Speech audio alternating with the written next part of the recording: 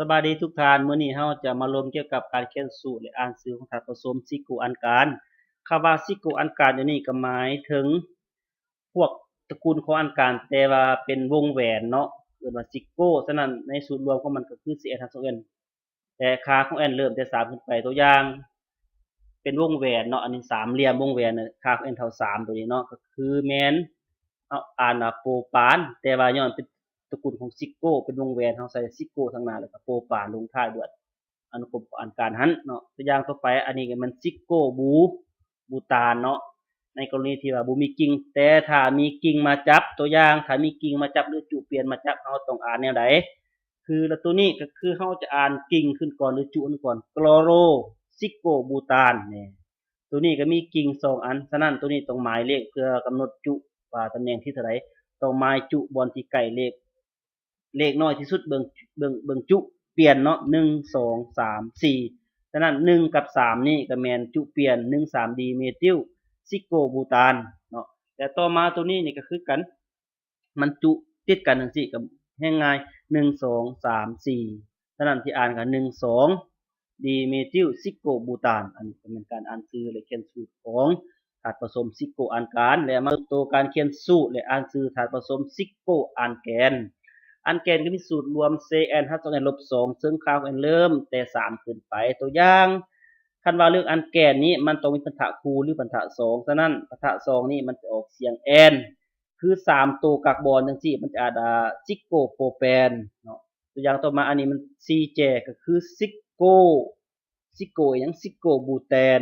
อันนี้กรณีที่บ่มีกิ่งถ้ามีกิ่งมาจับเด้เฮาสิอ่านจังได๋ลองเบิ่งเนาะถ้ามีกิ่งมาจับคือว่ามีจุเดียวมาจับบอนปะทะ2สิอยากหรืออยากเลข1มันก็อยู่ตำแหน่งที่1แล้วเฮาบ่ใส่เลขก็ได้หรือว่าสิใส่ก็ได้ก็คือ1กลอโลหั่นแหละแต่ปกติเขาจะบ่หมายถ้าเป็นลักษณะนี้เนาะกลอโลซิโกบูแตนเห็นบ่บัดนี้ในกรณีต่อมาก็คือมีกิ่งมาจับแน่มีพันธะเนี่ยเฮาสิหมายเลขที่ใส่ไป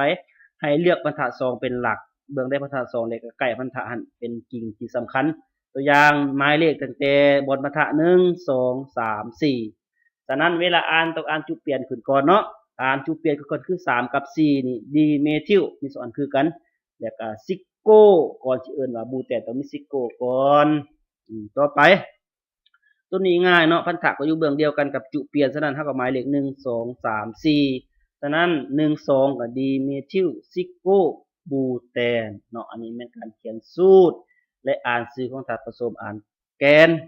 แล้วต่อไปมาเบิ่งการเขียนสูตรและอ่านชื่อของธาตุผสมอ่านกีนเนาะตัวอย่างก็คือสูตรรวมของมัน CN2N-4 ซึ่งค่าของ n เริ่มแต่3ขึ้นไปเนาะตัวอย่างก็คือตัวนี้ก็จากอนุกรมของอ่านกีนเนาะก็คือโปรปีนเนาะโปรปีนแต่ว่าย้อนอนุกรมของอ่านซิโกเฮาก็ใส่ชื่อถนัดว่าซิโกโปรปีนและตัวนี้ก็แม่นซิโก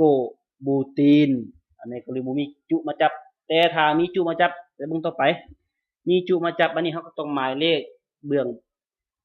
คาร์บอนที่มีพันธะเนาะฉะนั้นคาร์บอนที่มีพันธะเบื้องในสมัยก็คือเลข1อยู่นี่2 3 4ฉะนั้นสิอ่านกิ่งจุเปลี่ยนขึ้นก่อนหรือว่ากิ่งหั่นแหละ3กลอโลซิโกบูตีนแล้วมาเบิ่งตัวนี้บัดนี้ตัวนี้ก็คือกันต้องเลือกพันธะ3มันขึ้นก่อน1 2 3 4อ่านกิ่งขึ้นก่อน3 4ดีเมทิลซิโกบูตีนอันนี้แม่นการอ่านชื่อหรือเขียนสูตรของธาตุผสมซิโกอันกีนเนาะก็บ่ยากเนาะหวังว่าคลิปนี้จะมีประโยชน์ต่อนักเรียนนักศึกษาผู้กำลังเรียนโดยเฉพาะชั้นม.ปลายหรือมหาวิทยาลัยต้นๆถ้าว่ามีประโยชน์ให้บรรดาอาจารย์หรือนักเรียนต่างๆกดติดตามเนาะหรือ Subscribe หรือว่ากดวิวเนาะแล้วก็แชร์เพื่อให้ทุกคนผู้ที่กำลังเรียนได้เรียนรู้และได้รับข้อมูลนี้เนาะขอขอบใจ